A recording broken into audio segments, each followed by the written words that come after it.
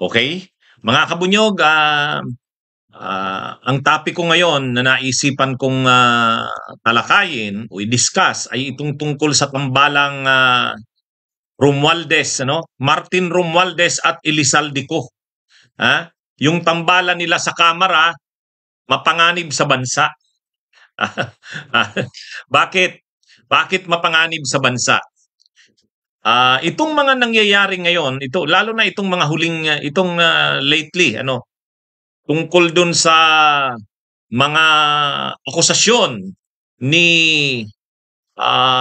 Joel Villanueva dito kay Elizalde o mas kilalang si Saldico na ito daw ay parang Dracula na ginawa mong bantay ng blood bank. O nga naman, pag ginawa mo si Dracula ang bantay ng blood bank, ha? Ubos yung dugo. Oh, yan yung description ni Villanueva. Anyway, bakit ko sinasabing mapanganib ito sa bansa? Mga kabunyog, itong dalawang ito, si Romualdez.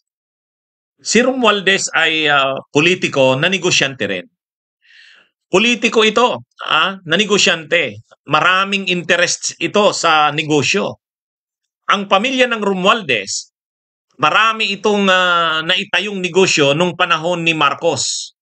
Kasi yung father nito, si Benjamin Kukoy Romualdez, na kapatid ni Imelda Romualdez Marcos, ay crony, nanginabang ng malaki ang sa mga kapatid ni Imelda, si Benjamin Kukoy Romualdez, ang ama nito ni Martin Romualdez, ang nanginabang ng malaki sa administrasyon, ano? Sa mga kapatid ni Imelda, yung si Kukoy Romualdez ang napaboran ng malaki ni Marcos. Kaya matapos yung diktadura ni Marcos, maraming negosyo ang naiwan dito sa kila Martin Romualdez. Halimbawa yung Benguet Mining, kanila po yan. Ang interest ng pamilyang ito ay sa mining. O alam naman natin ang Benguet Mining. Sus, napakalaking mining company yan. Yang Benguet Mining. Kapatid nito ni Martin Romualdez, si Philip Romualdez, yung asawa ni Prieto na may-ari ng Inquirer. Naalala niyo mga kabunyog? Ang kapatid nito ni Martin Romualdez ay si Benjamin Philip ba 'yon? Benjamin Philip Romualdez na presidente ng Chamber of Mines. Pag sinabi mong Chamber of Mines, yan yung chamber ng mga mining companies sa buong Pilipinas. Ang presidente noon dati, si Benjamin Philip Romualdez, ito kasi Martin, yung kapatid nito Philip. Yan yung asawa ni Prieto. Yung anak, sino nga bang anak ni Prieto na napangasawa nito? Pero ang negosyo nila mining.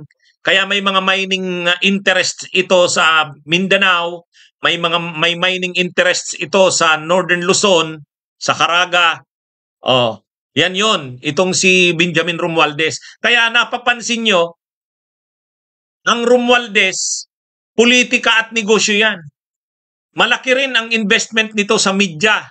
Yung Journal Group of Company sa media, pag-aari nito ni Romualdez, ni Martin. Kaya ito, malaki ang mga negosyo nito nila Romualdez. Mining, media, yan. Kaya ngayon, nasa politika pa. So pinagkukumbay nila ngayon ang politika at ang negosyo. Gayon din ito si Saldico. Si Saldico naman ay may-ari ng SunWest Development Construction. Pero ginawa niya yung Ako Bicol para mayroon siyang clout sa politika. Nung panahon ni Gloria, napaboran ito si Saldico. Kung napanood nyo yung diniscuss ko ito, pag-aari nito ng SunWest, yung kanyang korporasyon, yung Misibis Bay sa Bakakay, ay Ang laki ng investment yan sa Miss Ibis na yan. Pinaniniwalaan na si Gloria, ayon sa mga kwento, si Gloria ay may nag-invest dyan sa Miss Ibis na yan. At itong si Saldico, alagang maano ito sa politika.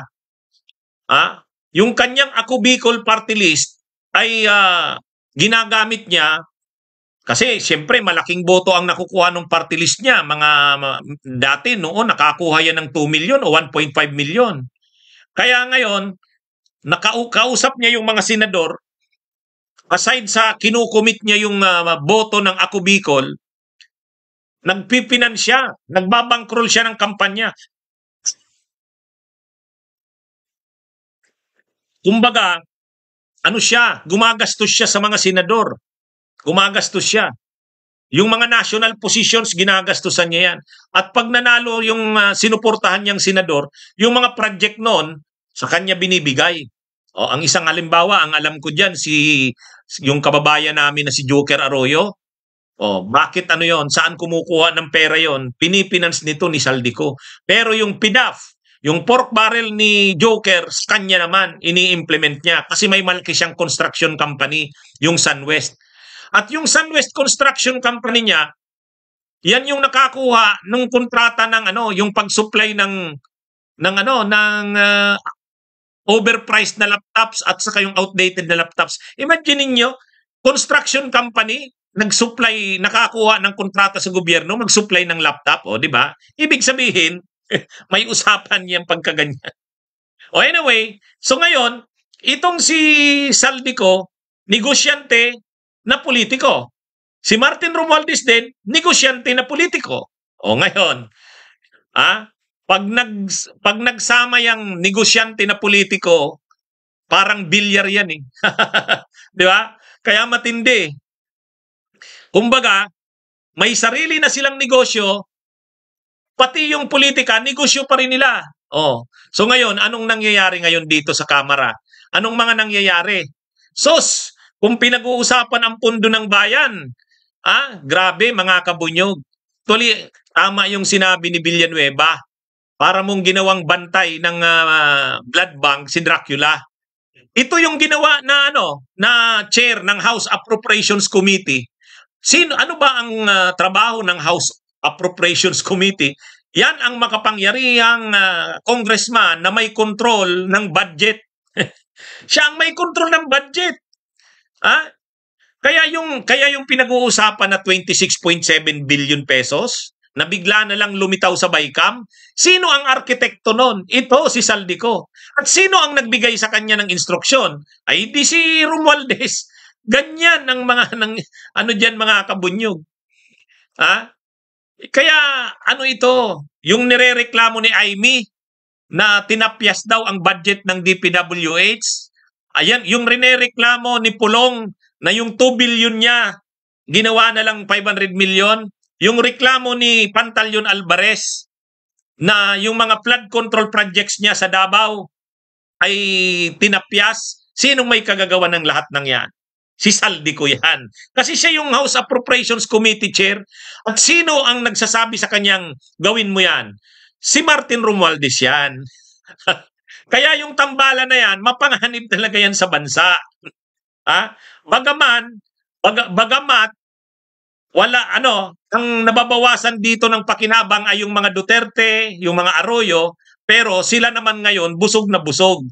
Kaya sa totoo, pag tiningnan mo, tinatamaan sila Duterte tulad nung tinapyas yung confidential funds, kagagawan niya nila Saldico at saka nito ni Romualdez.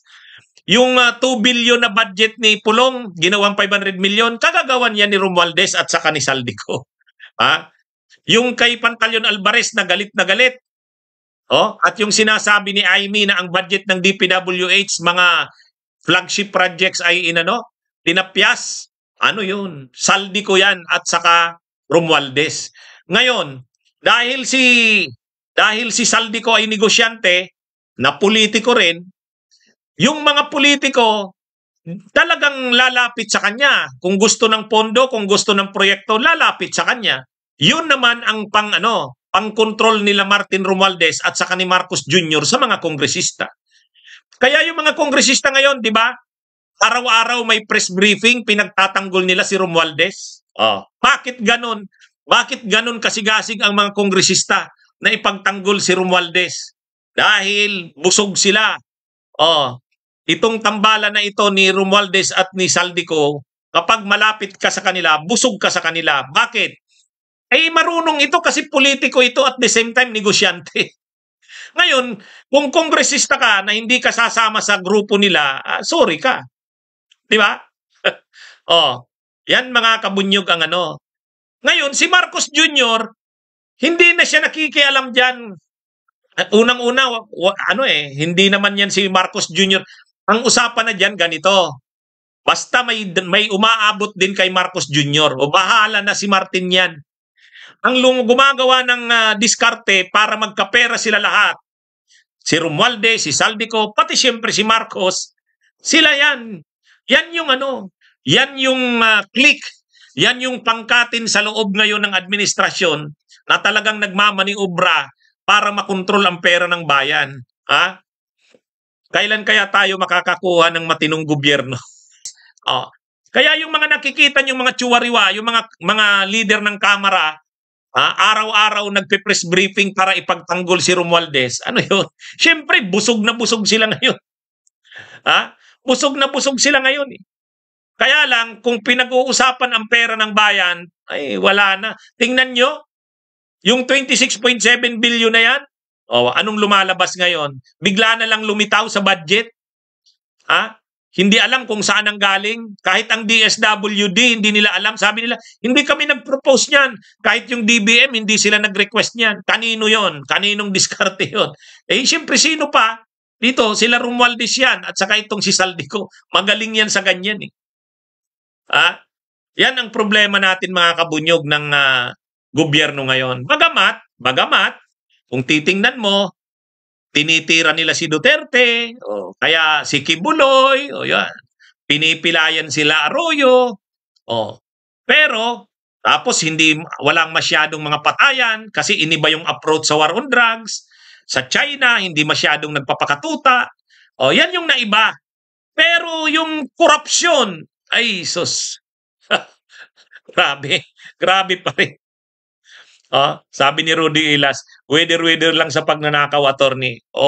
Tama ka. So ngayon, dahil nasasarapan na sa buhay na ito, sila Saldico, sila Romualdez, sila Marcos, so ang pinag-iisipan na nila, dapat hindi na sila muli mawala. Hindi na sila mawala sa pwesto. Kaya ang pinag-iisipan na looking forward, 2028. At napaka-advance ng kanilang pag-iisip. Bakit? Iniisip nila, kahit malayo pa yung 2028, ngayon pa lang, paghandaan na natin yan. Kaya lang alam nila na kung magkaka-eleksyon sa 2028 sa presidential na sistema, kung maglalaban si Romualdez, si Tulfo, si Sara, saka si Leni Robredo, hindi mananalo si Romualdez, baka pangkulilat pa yan eh. Pangkulilat yan, mangungulilat yan. Alam nila yan. Kaya kung magpe-presidential elections, hindi mananalo si Romualdez. Ang kalaban, si Tulfo, si Sara, si Leni, wala yan. Malayo. Alam nila yan. So, paano ngayon makakaupo si Romualdez bilang siyempre si Marcos tapos na. Tapos na. So, ang gagawin nila, babaguhin ang sistema ng gobyerno. Gagawing parliamentary. Sa parliamentary form of government, wala nang eleksyon sa presidente. Ang iboboto na ng mga tao, members of parliament. Yung mga congressman magiging ng members of parliament at yung mga members of parliament ang pipili ng prime minister. Diyan, mananalo na diyan si Romualdez bilang prime minister. 'Di ba? Yan yung kaya ang gusto talaga nila tsa-tsa, hindi naman economic tsa-tsa lang. Kunwari lang yan, economic tsa-tsa. Ang gusto talaga niyan, political tsa-tsa yan. Ang gusto talaga nilang mangyari, baguhin ang forma ng gobyerno, gawing parliamentary. Kasi pag parliamentary na, makakaupo si Romualdez bilang prime minister. Kasi ang buboto lang naman sa prime minister, yung mga na-elect na mga miyembro ng parliament. Sino ba naman ang magiging mga members of parliament? Yung mga congressman na yun.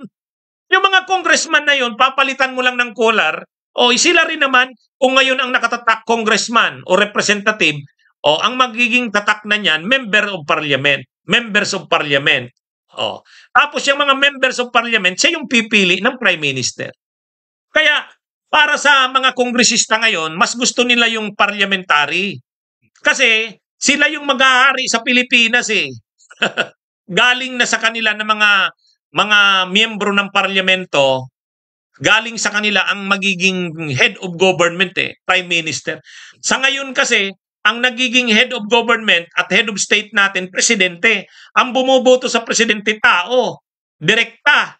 Hindi sila mananalo. Ang mga tulad nila Villaperte, ang mga tulad nila Salceda, hindi mananalo yan sa presidential form of government.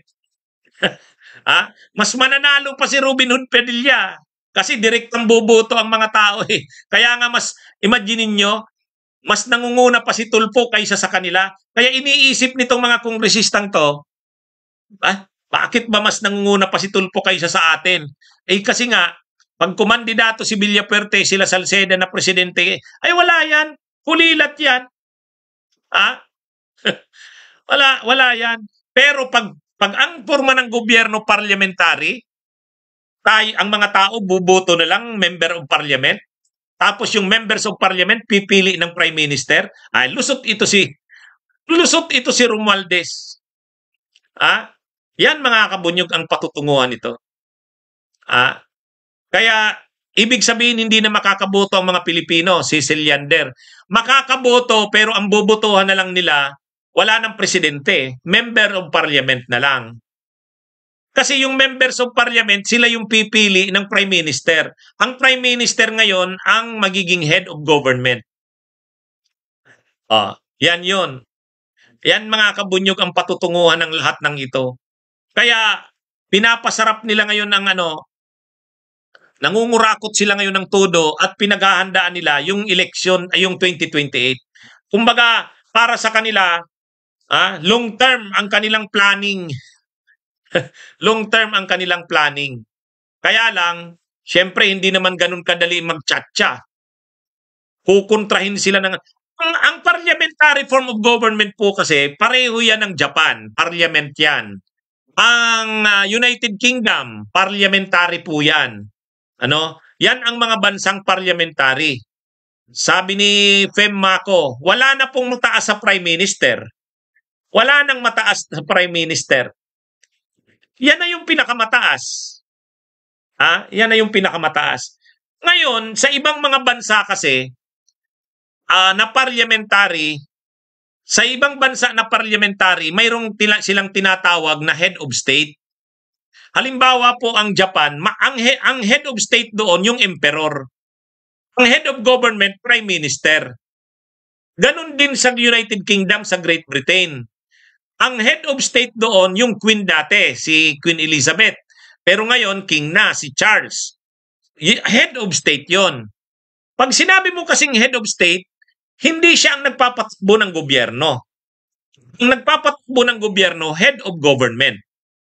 Iba po yung head of government sa head of state. Ano ba yung mga sinasabing function ng head of state? Yung mga halimbawa, di ba? Halimbawa, namatay ang hari ng Saudi Arabia.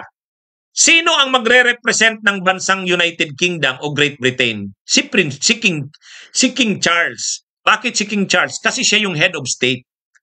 Kapag kinurunahan yung emperor ng Japan, sinong a-attend? Yung head of state. Kaya a-attend doon si King Charles. Pero kung ang pag-uusapan negosyo,